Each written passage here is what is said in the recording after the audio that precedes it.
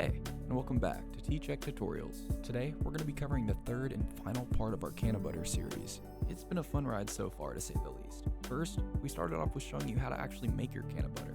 In our second video, we showed you how to test the potency of your cannabutter using the tCheck device. In this video, we'll show you how to use your cannabutter to make a delicious recipe. We're going to go with something simple this time and make cannabis-infused brownies. In our previous video, the cannabutter was given the test results of 12.6 THC. Now, if you open the recipe calculator, you'll see 4 boxes. We'll go ahead and put the 12.6 result into the first box. The recipe also calls for 2/3 cup of oil or butter. We'll put 0.6 in the second box. We're going to want to make about 20 servings, and I think you get the idea. Lastly, the desired serving dose. For this, we're going to do about 10 milligrams.